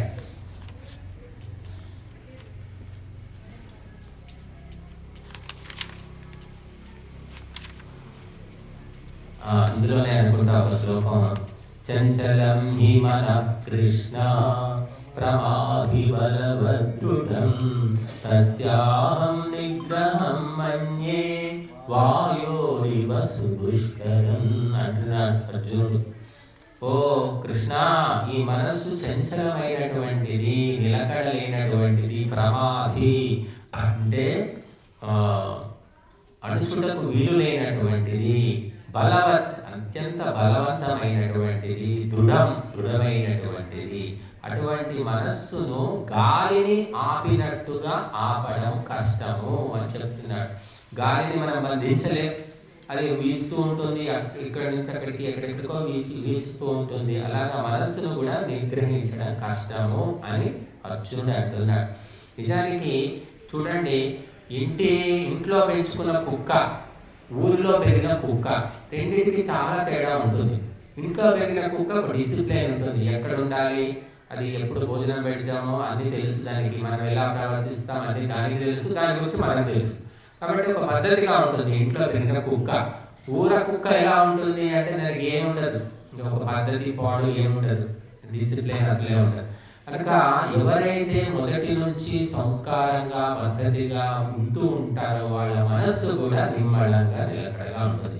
చిన్నప్పటి నుంచి తల్లిదండ్రి గొడవలు పడడము, ఇంట్లోనే శాంతి లేదు, తల్లి సరిగా వంట చేయదు, బయట ఏదో హోటల్లో తెచ్చుకొని తింటాడు, ఈ రకమైన వాతావరణంలో పెరిగిన పిల్లవాడి మనస్సు కూడా చెడిపోతుంది, చంచలంగా మారిపోతుంది. ఆహార దోషం ఉందనే ఉంది, వ్యవహార దోషం ఉంది, కాబట్టి వాడు జీవితంలో బాగుపడడం కష్టం. కనుక పెంపకాన్ని బట్టి, ఇంట్లో కుటుంబాన్ని బట్టి, వాతావరణాన్ని బట్టి, అనేక ఫ్యాక్టర్స్ అన్నమాట, అనేక కారణాలను బట్టి మన మనస్సు అలా తయారవుతుంది. గత జన్మ సంస్కారాలు ఉండనే ఉన్నాయి. కనుక ఈ మనస్సును గాలిని బంధించడం కష్టము, ఈ మనస్సు కూడా అలాంటిదే అని అర్జునుడు అంటున్నాడు. కానీ దానికి నివారణ ఉంది. ఇప్పుడు ఊర కుక్క ఉంది, ఊర కుక్క పిల్లలు తెచ్చి ఇంట్లో పెంచుకుంటే అది ఒక పద్ధతిగా పెరుగుతుంది, మనం పెంచినట్టే పెరుగుతుంది. అలాగా అభ్యాసేన తు కౌంతేయ వైరాగ్యేన చ గృహ్యతే అన్నారు. రెండే మందు, ఏమిటి? అభ్యాసం, వైరాగ్యం. దీంతో మనసు చచ్చినట్టు దారికి వస్తుంది అని చెప్తున్నాడు. అభ్యాసం అంటే ప్రాక్టీస్, రోజు నిత్యం అనమాట. అనగనగరాగమతిశయిల్లుచునుండు తినగ తినగవేము తీయనుండు సాధనమున పనులు సమకూరు ధరలోన విశ్వరాభిరామ వినురవే మగ. అది అనగా అనగా రాగం, తినగా తినగా రోగం అని చెప్పారు. కాబట్టి సాధనము అంటే ప్రాక్టీస్, దానివల్ల పనులు సమకూరుతాయి. పర్ఫెక్షన్ అంటారు ఇంగ్లీష్లో. పరిపూర్ణత ఎప్పుడు వస్తుందంటే ఒకే పని అదే పనిగా చేస్తూ చేస్తూ చేస్తూ పోతే పర్ఫెక్షన్ వస్తుంది, పరిపూర్ణత వస్తుంది. వంట మొదలు చేస్తాము, కుదరవు, ఉప్పు ఉండదు, కారం ఉండదు, మాడిపోతుంది, ఎన్నో జరుగుతాయి. ఎన్నో ప్రయోగాలు అయ్యి ఎంతోమంది బలైపోయిన తర్వాత అప్పుడు 5 ఏళ్లకో 10 ఏళ్లకో సంవత్సరానికో వంట కుదురుతుంది. అలాగా ప్రతి ఒక్కటి సాధన, ఈ యోగం కావచ్చు, ధ్యానం కావచ్చు, యజ్ఞం కావచ్చు, అన్నీ కూడా చేస్తూ చేస్తూ ఉంటేనే పర్ఫెక్షన్ వస్తుంది. దాన్ని అభ్యాసం అంటారు. ప్రాక్టీస్ మేక్స్ మ్యాన్ పర్ఫెక్ట్ అని ఇంగ్లీష్లో చెప్పారు. బట్ ఈ దొంగ కూడా అంతే. మొదట్లో దొంగతనాలు, చిల్లర దొంగతనాలు, జేబు దొంగతనాలు చేస్తాడు, పట్టుబడతాడు, జైలుకు పోతాడు. ఏమిటో 4 సార్లు జైలుకు వస్తున్నామని పోలీసు వాళ్ళే విసుక్కుంటారు. తర్వాత అలవాటు అయిపోయిన తర్వాత, పర్ఫెక్షన్ వచ్చిన తర్వాత సంవత్సరానికి ఒకసారి పట్టుబడతాడు. ఇంకా పర్ఫెక్షన్ వచ్చాక 10 ఏళ్లకు ఒకసారి, తర్వాత అసలు దొరకను కూడా దొరకడు. అలాంటి దొంగలు ఉన్నారు. అసలు ఇంటర్నేషనల్ దొంగలు, వాళ్ళు ఎక్కడ ఉంటారో తెలియదు, ఎలా పట్టుకోవాలో తెలియదు. కనుక పర్ఫెక్షన్, అది మంచి కానీ చెడు కానీ ఇవ్వండి, అదే పని చేసుకుంటూ పోతే అందులో పరిపూర్ణత అనేది వస్తుంది అని చెప్పారు. కాబట్టి యోగం కూడా అంతే, అభ్యాసం చేయండి. ఏదో ఒక గంట సేపు, ఏదో ఒక రోజు యోగా డే అని ఉంది. అది ఎప్పుడు జూన్ 21 యోగా డే. తద్దినం లాగా ఒక్కరోజు యోగా చేసిన యోగా చేసాం సంవత్సరం అంతా చెప్పుకొని తిరిగే వాళ్ళు ఉన్నారు. ఇక్కడ మళ్ళీ ఎప్పుడు కనబడే వాళ్ళు ఆ ఒక్కరోజే యోగా చేసి ఫోటోలు, వీడియోలు వాటిలో కనబడడానికి చేస్తారు. వాళ్ళు మన మంత్రులు, ఎమ్మెల్యేలు, ఎంపీలు వీళ్ళంతా కూడా వాళ్ళు ప్రత్యేకంగా వచ్చి చేస్తారు. తర్వాత రోజు చేస్తారు లేదో నాకు తెలియదు. ఈ అమ్మగారు చెప్తున్నారు, మా అబ్బాయి అక్కడ హాస్టల్లో ఉన్నప్పుడు అన్ని నేర్చుకునేవాడు, యోగా చేసేవాడు, ఇప్పుడు ఏమి చేయట్లేదు, ఇంటికి వచ్చాక ఏమి చేయట్లేదు అని చెప్పారు లక్ష్మమ్మ. అట్లా ఉంటుంది అనమాట. ఇల్లు అంటే మన సొంతం, ఏం అడిగేవాళ్ళు లేరు. బయట అంటే మరి చూసేవాళ్ళు ఉంటారు, చెప్పేవాళ్ళు ఉంటారు, కాబట్టి చేస్తూ ఉంటారు. అలా యోగా అనేది ఏదో ఎప్పుడో చేసుకునేది కాదండి. అది మన ఆత్మోన్నతి కోసం మనం ఇష్టంతో చేసుకోవాల్సింది. యోగా కానివ్వండి, ఏదైనా కానివ్వండి. తర్వాత వైరాగ్యం అన్నారు. వైరాగ్యం అనేది విరాగ భావన. వైరాగ్యం లేకపోతే ఎన్ని యోగాలు చేసినా వ్యర్థమే. వైరాగ్యం ఏమిటి అంటే ఈ ప్రపంచమంతా క్షణభంగురము, మనమంతా పోవలసిన వాళ్ళమే అని ఎప్పుడైతే పరమ సత్యం గుర్తుంటుందో ఆ మనిషి ప్రవర్తన వేరుంటుంది. నేను ఎప్పటికీ ఉంటాను అన్నట్టుగానే చాలా మంది ప్రవర్తిస్తూ ఉంటారు. ఎప్పటికీ ఎవ్వరు ఉండరు, మహాపురుషులే లేరు, మనం ఎక్కడ ఉంటాం. కాబట్టి మనం 4 రోజుల అతిథులము మాత్రమే అని తెలుసుకొని ఈ దేని పట్ల ఆసక్తి లేకుండా, ఎవరి పట్ల ద్వేషం లేకుండా ఎవరైతే నడుచుకుంటారో దాన్ని వైరాగ్యం అంటారు. కొంతమంది జమ చేస్తూ ఉంటారు, కూడబెడుతూ ఉంటారు, ఎప్పటికీ ఉంటామన్నట్టుగా ఉంటుంది వాళ్ళ వ్యవహారం. కనుక అలా కుదరదండి. కాబట్టి వైరాగ్యము ఇది మనము సంపాదించి ఎంత సంపాదిస్తే వేరే వాడికి ఇచ్చిపోవాల్సింది తప్ప మనకైతే రాదు. ఆ వేరే వాడు తీసుకున్నవాడు ఆ ధనాన్ని ఏం చేస్తాడో మనకు తెలియదు. కాబట్టి మనము కొంత సమయం ధర్మము, అర్థము, కామము, మోక్షం అని చెప్పారు. 4 భాగాలు చేసుకో. ఒకటి ధర్మం కోసం కేటాయించు, ఒకటి ధన సంపాదనకు, ఒకటి కామము అంటే కోరికలు తీర్చుకోవడానికి, మరొకటి మోక్ష సాధన కోసము ప్రయత్నం చేయాలి. ఇప్పుడు 24 గంటలు కుటుంబము కుటుంబము కుటుంబము, కుటుంబానికి చేద్దాము, సంపాదిద్దాం. పిల్లవాడు 5 ఏళ్ళు ఉన్నప్పుడు అదే కుక్కలాగా ఎదురులాగా పనిచేసావు, వాడు 30 ఏళ్ళకి వచ్చినా అదే పని చేస్తున్నావు, అంతకంటే ఎక్కువ పని చేస్తున్నాం. ఏమిటి మార్పు వచ్చింది? ఏమీ లేదు. వైరాగ్యం అనేది లేదు. కుటుంబం పట్ల వైరాగ్యం అసలే రావట్లేదు. ఒకప్పుడేమో ఏమిటి సంసారము, ఈ దుఃఖము, ఈ బాధలు ఏమిటి, అసలు ఈ జన్మ ఏంటి అని సంసారాలు బాధపడుతుండేవాడు. ఇలాంటి ఆశ్రమాలు స్వామీజీలు ఎక్కడున్నాయని వెతుకుంటూ వచ్చేవాడు. మేము చాలా చోట్ల ఈ ఆశ్రమాలకు వెళుతూ ఉంటే వాళ్ళు చెప్తున్నారు, స్వామీజీ ఎవరు లేరండి మా ఆశ్రమంలో, ఎవరు మమ్మల్ని కూడా అడుగుతున్నారు, ఈ ఆశ్రమంలో ఎవరు లేరు, మీరు ఇద్దరే ఉంటారేంటి అని. వాళ్ళందరూ సంసారాలు, ఉద్యోగాలు, వ్యాపారాలు ఉంటారు, వాళ్ళు రారు కదా. మరి వాళ్ళు ఎలా వస్తారు? మరి సంసారం ఎప్పటిదాకా సంసారం? కొడుకు పెళ్ళయింది, మనవాడి మొహం చూసినా కూడా సంసారం పట్టుకునే ఉంటున్నారు. ఒకప్పుడు ఉండేవాళ్ళు కాదు. ఈ నెత్తిలో పెళ్ళిని వదిలేసి ఆశ్రమాలకు వచ్చి ఉండేవాడు. ఈ ఆశ్రమాలకు వచ్చే వాళ్ళంతా కూడా తగ్గిపోయారు వృద్ధులు. ఎందుకు అంటే నెలకు 2000, 3000 ఇస్తున్నారు కదా పెన్షన్, వృద్ధాప్య పెన్షన్. ఆ డబ్బులు వచ్చిన తర్వాత తొంగి కూడా చుట్టాలేదంట. చాలా ఆశ్రమాలు ఖాళీగా పడి ఉన్నాయి. ఒకప్పుడు అంటే ఈ డబ్బులు లేనప్పుడేమో తిండి పెట్టాలన్నా కూడా ఇంట్లో ఏదో ఒక మాట అంటుండేవాళ్ళు. అందుకని ఆ బాధలు పడలేక ఎందుకు ఈ మాటలు పడేది, ఇంత బతుకు బతికని ఆశ్రమంలో ఏదో భజన చేసుకుంటే దానం పెడతారని వచ్చేవాడు. నెలకు 3000, 4000, ఆంధ్రప్రదేశ్లో 4000 ఇస్తున్నారట. చూడండి, 2000 ఖర్చు అయినాక 2000 మహారాజులా బతకొచ్చు. ఇప్పుడు ఇటువంటివన్నీ ఇచ్చిన తర్వాత వాళ్ళ ఇంట్లో ఉండి ఈ 4000 ఇచ్చి వాళ్ళ ఇంట్లో పెత్తనాలు చేస్తున్నారు. ఈ 4000 కావాలని చెప్పాడు, లేదంటే నేను వేరే ఒక 1000 రూపాయలు కిరాయికి పెట్టుకున్నా 3000 హాయిగా ఉండొచ్చు. ఇలాంటివి పద్ధతులు అన్నీ వచ్చేసాయి. కాబట్టి ఆ వైరాగ్యము కుటుంబము పట్ల, జీవితం పట్ల కలగడం లేదు. క్షణభంగురము, ఇదంతా మాయావంతి కలలాగా. ఎప్పుడు ఈ కళ చెదిరిపోతుందో తెలియదని ఎవరికీ అనిపించట్లేదు. ఎప్పటికీ ఉంటామేమో అనుకుంటున్నారు. కాబట్టి ఆ వైరాగ్యం అనేది కలగాలి అన్నారు. వైరాగ్యం అంటే ఈ పరమాణువు నుంచి బ్రహ్మాండము దాకా సర్వము కూడా నష్టమయ్యేది తప్ప శాశ్వతంగా ఏది ఉండదు అని తెలుసుకోవడమే వైరాగ్యం. తెలుసుకున్న తర్వాత ఏం చేయాలి అంటే మనం ఆత్మోన్నతి కోసము, ధర్మకార్యాల కోసం పనిచేయాలి. వైరాగ్యం అంటే ఏమీ లేకుండా తలుపు పెట్టుకొని లోపల కూర్చోవడం కాదండి.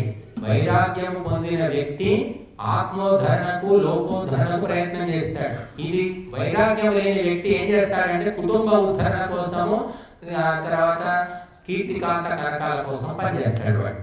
కాబట్టి మహర్షి దయానందుడు వైరాగ్యం వచ్చిందే. 13 ఏళ్ళకి వైరాగ్యం వచ్చింది. చావులేంటి, పుట్టుకలేంటి, జన్మ ఏంటి, ఈ బంధం ఏంటి, అనుబంధాలు ఏంటి, ఇదంతా ఏమిటి అనిపించింది. ఇల్లు వదిలిపెట్టేశాడు, గురువుల కోసం తిరిగి 30 ఏళ్ళు తిరిగి గురువును సంపాదించుకున్నాడు. వైరాగ్యం ఉంది, సన్యాసి అయిపోయాడు. ఏం చేశాడు అంటే అప్పుడు లోకోద్ధరణ కోసము, ధర్మోద్ధరణ కోసము ఆయన జీవితాన్ని అర్పితం చేశాడు. మాకు కూడా ఏదో ఇంత వైరాగ్యం కలిగింది కాబట్టి వచ్చాం. ఇక్కడ ఏదో ఆశ్రమం, అందరు నలుగురు సహకరిస్తే ఏదో భవనం అయ్యేది, ఏదో అలాంటి కార్యక్రమాలు చేస్తున్నాం, చెబుతున్నాం. కాబట్టి వైరాగ్యం వల్ల ప్రపంచానికి మేలు జరుగుతుంది. ఆ వైరాగ్యం పొందిన వ్యక్తికి ఎలాగూ జరుగుతుంది, దాంతో పాటు ఇతరులు కూడా జరుగుతుంది. వైరాగ్యం లేనప్పుడు ఏమవుతుందంటే భోగము, సంసారం అనమాట, కుటుంబానికి అంకితం అనమాట. ఆ కుటుంబం గురించి ఆలోచిస్తాడు, దానికి వాళ్ళకే తెచ్చిపెడదాం ఎంత తెచ్చిపెట్టినా చివరికి తెలుసుకునేది అంత మాయా, ఎంత తెచ్చిపెట్టినా వీళ్ళు మెచ్చుకోరు, తిడతారు అని చెప్పేసి ఎప్పుడో తెలుసుకుంటే ఏం లాభం ఉంది. అందుకోసం ముందే తెలుసుకొని బయటపడిన ఆయన అంటున్నాడు, దాన్నే వానప్రస్థాశ్రమం అంటున్నారు.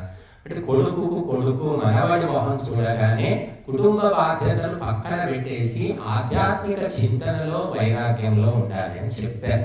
ఆ పరంపర పోయింది.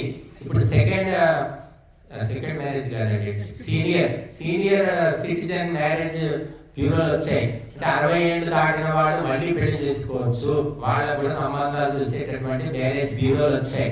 ఎందుకంటే 60 ఏళ్ళు వచ్చాయి, భార్య తెచ్చిపోతుంది, భర్త తెచ్చిపోతాడు, నెలకు 30,000 40,000 పెన్షన్ వస్తుంది, కొడుకు కోడలు చూడరు, మరి వాడి గతి ఏమిటి? ఇంకో పెళ్లి చేసుకుంటే ఆమె భర్త భార్య ఎవరు తోడుగా ఉంటారు. సరే, వాళ్ళ ఉద్దేశాలు ఏమైనా ఉండొచ్చు, కానీ అటువంటి ఒక మ్యారేజ్ బ్యూరోలు కూడా ఏర్పడ్డాయి. సీనియర్ సిటిజన్స్ వెతికి పెడుతూ ఉన్నారు.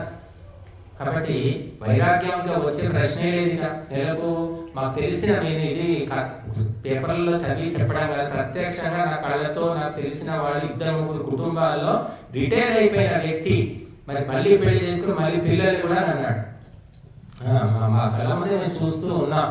అంటే డబ్బు అనేది ఉంటే బుద్ధి ఎలా గడ్డి తింటుంది అనేది ఒక నిదర్శనం. నెలకు 50,000 వస్తున్నాయి, ఏం చేసుకుంటాడు? కోడలు చూడటం లేదు, వాళ్ళకి ఎందుకు ఇస్తాడు? కాబట్టి ఆయన కొత్త సంసారం పెట్టుకున్నాడు. మీ అందరికీ తెలిసిందే, దిల్ రాజు అని ఉన్నాడు సినిమా నిర్మాత, మళ్ళీ పెళ్లి చేసుకున్నాడు, పిల్లల్ని కూడా అన్నాడు. ఆయన కూతురుకు పెళ్లి అయ్యి పిల్లలు పుట్టిన తర్వాత మళ్ళీ చేసుకున్నాడు. ఇది ఇప్పటి ట్రెండ్ అన్నమాట. ఇంకా వైరాగ్యం రావాలి అంటే విశేషమైన స్వాధ్యాయం చేయాలి, సత్సంగం చేయాలి, సంస్కారం కావాలి, అప్పుడు కానీ వైరాగ్యం రాదు. అందుకే చిన్నప్పుడు వినేవాళ్ళం ఒక సామెత, తాతయ్య లడ్డూలు తింటావా తాతయ్య అంటే, నేను ఎక్కడ తింటానా, పళ్ళు ఊడిపోయాయి, దంచి ఇస్తే తింటానన్నాడట. దంచి పొడి చేస్తే బుక్కుతాను అన్నాడట. అంటే అర్థమైందా? పళ్ళు ఊడిపోయినా కూడా లడ్డూల మీద వ్యామోహం పోలేదు, దాన్ని పొడి చేస్తే బుక్కుతాను అనే ఆ కోరిక అయితే ఉందన్నమాట. అలాగే చాలా మంది అవకాశాలు లేక అణిగి మణిగి ఉంటారు. అవకాశం దొరికినాక కూడా వదిలిపెట్టుకున్నవాడు అసలైన వైరాగ్యవంతుడు.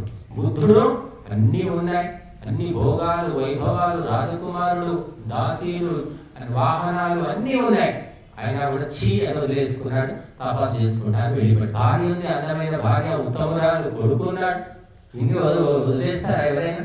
అది నిజమైన వైరాగ్యం. మహర్షి దయానందుడు అంతే, ఆయన కుటుంబంలో ఏ లోటుపాట్లు లేదు, దరిద్రుడేం కాదు, వాళ్ళ నాన్నగారు తహసీల్దార్, మరి అన్ని రకాలుగా ఇంట్లో సమృద్ధి ఉంది.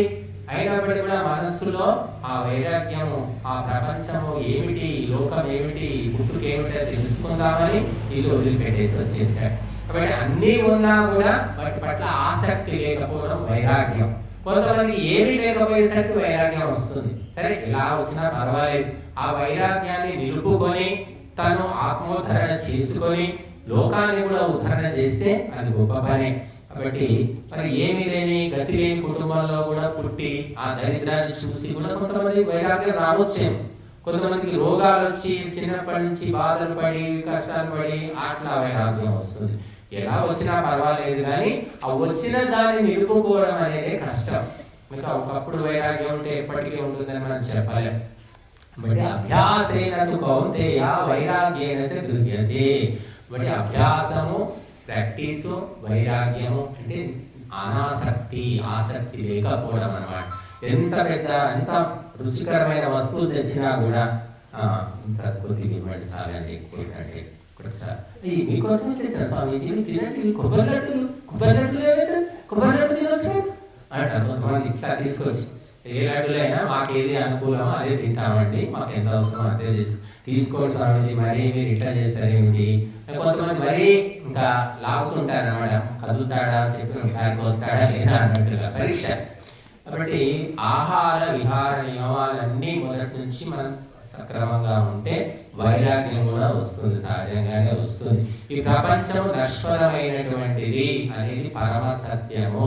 మన శరీరాలు ఒకప్పుడు ఉన్నట్టు ఇప్పుడు లేవు, ఇప్పుడు ఉన్నట్టు 10 ఏళ్ల తర్వాత ఉండవు, మారిపోతాము. కాబట్టి మారిపోయి చివరికి మట్టిలో కలిసిపోతాము. ఇది పరమ సత్యము.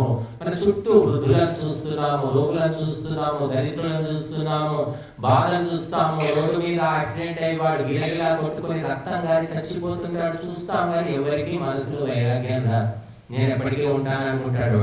ధర్మము, దైవము, దేశము, గురువు అనే సెంటిమెంట్ ఏది ఉండదు. డబ్బు డబ్బు డబ్బు డబ్బు డబ్బు ఇదే పిచ్చి. ఇప్పుడు డబ్బులు అవసరమే, అందరికీ అవసరమే. ఇప్పుడు మన కార్యక్రమానికి కూడా అవసరమే. డబ్బులు అవసరం లేదు, డబ్బుకు బానిస కావడం లేదు. రెండింటి మధ్య తేడా ఉంది, గుర్తుపెట్టుకోండి. ఉప్పు కలుపుకొని తినడం లేదు, ఉప్పే తినడం లేదు. ఇప్పుడు ఉప్పే తినే వాళ్ళు ఎక్కువైపోయారు. డబ్బే కావాలి, డబ్బుతో అన్ని సాధిస్తామనుకుంటున్నారు. కాబట్టి మనం ఏది ఎక్కడ ఎంత అవసరమో అంతవరకు మనం తీసుకోవడం తప్పు లేదు. కనుక వైరాగ్యం అనేది రావాలంటే అనేక జన్మల యొక్క వాసన అని చెప్పారు. వివాహం అంటే వ్యతిరేకత, భోగ విలాసాలంటే వ్యతిరేకత, నాకు ఏమవుతండి అనే భావన ఎంత కోట్లలో ఒకరు ఉంటారేమో చెప్పుకోవచ్చు. వంశంలో ఎన్నో తరాలు వాళ్ళు పుణ్యకార్యాలు చేస్తే అప్పుడు బ్రహ్మవేత్త వైరాగి జన్మిస్తాడట. యోగి జన్మించాలంటే మాటలు కాదు, ఒక కులంలో పుట్టాలంటే. ఇప్పుడు చూడండి, బ్రహ్మగారు అంటున్నాం, వీరబ్రహ్మ గారు మరి ఆ విశ్వబ్రాహ్మణ కుటుంబంలో జన్మించాడు. మళ్ళీ ఎవరు పుట్టారు? ఒకటే అయిపోయింది. బుద్ధుడు అంటున్నాం, బుద్ధుడు తర్వాత ఇంకెక్కడున్నారు? ఎవరు లేరు. దయానందుడికి ముందు ఎవరు లేరు, తర్వాత ఎవరు లేరు. ఎక్కడైనా తీసుకోండి, ఏ కులంలోనైనా మహర్షులు పుట్టారు, మహాత్ములు పుట్టారు, అంతే. తర్వాత మళ్ళీ ఎవరు కంటిన్యూ లేదు. అందుకే కంటిన్యూగా పుట్టరండి. వైరాగ్యము అంటే అనాసక్తి, దాని మీద మొహమెత్తిపోవడం అంటారు. మొహమెత్తిపోవాలంటే చాలా కష్టం అన్నమాట. ఎంతో ప్రయత్నము. శాస్త్రాలు చదివి ఆలోచించి వ్యామోహం వదిలేసుకోవడం ఒకటి, అనుభవించి వ్యామోహం వదిలేసుకోవడం ఇంకొకటి. ఇప్పుడు మీరు చూస్తుంటారు, మిఠాయి దుకాణం ఉంటుంది. మిఠాయి దుకాణంలో ఎన్నో మిఠాయిలు ఉంటాయి. మనం చూస్తే నోరుతుంటుంది, ఏమి తిందామో ఏమిటో మనకి తెలియదు. కానీ మిఠాయి దుకాణంలో కూర్చొని అమ్మే వాడికి మాత్రము అవి తినడు, మొహమెత్తిపోయి ఉంటుంది. వాడికి ఆ వాసన తీసుకొని చూసి తిని ఒక్క ముక్క కూడా వాడు తినడు. అది వైరాగ్యం. అలాగా అన్నీ ఉన్నాయి మరి, కానీ తినడు. తినొద్దని ఎవరు చెప్పారు, ఎవరు బలవంతం చేశారు అంటే అతని మనసు అలా మారిపోయింది. చేసి తిని అలా మారిపోయింది. అలాగా మనం కూడా, మనిషి కూడా జన్మలు ఎత్తి భోగాలు విలాసాలు అనుభవించి ఆహారాలు, రకరకాల ఆహారాలు తిని ఎప్పుడో ఒకరోజు వైరాగ్యం వస్తుందట. అట్లా కూడా వస్తుంది, అది ఎప్పుడో మనకు తెలియదు. కానీ శాస్త్రాలు చదువుకొని, సత్సంగాలు చేసి, సాధన చేసి వైరాగ్యం తెచ్చుకోవడం అది వేరు. కాబట్టి మనమందరం కూడా ఎంతో కొంత వైరాగ్యం ఉంటే జీవితం సుఖంగా ఉంటుంది. కేవలము భోగ ఆసక్తి ఉంటే మాత్రము సర్వనాశనం కాక తప్పదు. భోగ ఆసక్తి అనేది రోగాలకు కారణమవుతుంది, జన్మ వినాశనానికి కారణమవుతుంది. కనుక మనము కొంత వైరాగ్యము, అందుకనే తేన త్యక్తేన భుంజీతాహ అని వేదం చెప్తుంది. తింటే తినవయ్యా, 10 లడ్డూలు తింటే తిన్నావు, 1 లడ్డు అన్న ఇతరులకు దానం చేసి తిను. అంత మాత్రము త్యాగ భావన, వైరాగ్య భావన ఉన్నా చాలు, బాగుపడతావు. మొత్తం లడ్డూలు నువ్వే తిండి కూర్చుంటే మాత్రం కడుపు నొప్పి వచ్చి చస్తావు. కాబట్టి నీతో పాటు మరిద్దరికి సుఖంలో భాగాన్ని కల్పిస్తే ఆ సుఖము యొక్క ప్రభావము నీ మీద పడదు. నీవు మరి ఈ జీవితాన్ని సుఖంగా గడపగలుగుతావు. కాబట్టి తేన త్యక్తేన భుంజీదాహ అనేది గుర్తుపెట్టుకోవాలి. ఎప్పుడూ కూడా ఏ మంచి వస్తువు, ఏ మంచి పదార్థము అయినా సరే అనుభవించేటప్పుడు, తీసుకునేటప్పుడు ఇతరులకు, మరొకరికి కానీ, ఇద్దరికి కానీ, 10 మందికి కానీ పంచిపెట్టి నువ్వు తిన్నావనుకో, ఆ భోగ వాసన నిన్ను పట్టుకోదు. లేకుంటే నువ్వు ఒక్కడివే చేసుకొని తింటే, నువ్వు ఒక్కడివే అనుభవిస్తే ఆ భోగ వాసనే నీ నాశనానికి కారణం అవుతుంది అని స్పష్టంగా చెప్పారు. అందుకోసమే మనం ఏ పండగైనా, ఏ పబ్బమైనా సరే నలుగురికి పెట్టిన తర్వాత తింటాం. దేవతలకు, పితరులకు, అతిథులకు, భూతములకు అంటే ప్రాణులకు, వీరన్నిటికీ సమర్పించిన తర్వాత ఎవరు తింటారో వాడిని భోగ వాసనలు అంటుకోవు. అతడు ఈ లోకంలో ఉండి కూడా ఉండనట్టే, తామరాకు మీద నీటి బొట్టు అని చెప్పారు.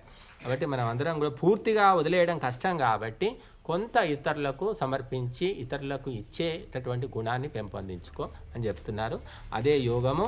కాబట్టి యోగము అనేది మన జీవితంలో 24 గంటలు దాన్ని గురించి ఆ ప్రభావం ఉండాలి మనకు. ఏదో గంట సేపు చేసి వెళ్ళిపోవడం కాదు. యజ్ఞం అంటే గంట సేపు చేసాం, కానీ యజ్ఞ భావన ఏమిటి, త్యాగ భావన అనేది 24 గంటలు ఉండొచ్చు. అంటే ఆ త్యాగ భావన పెంపొందించినప్పుడు యజ్ఞం అవసరం లేదు.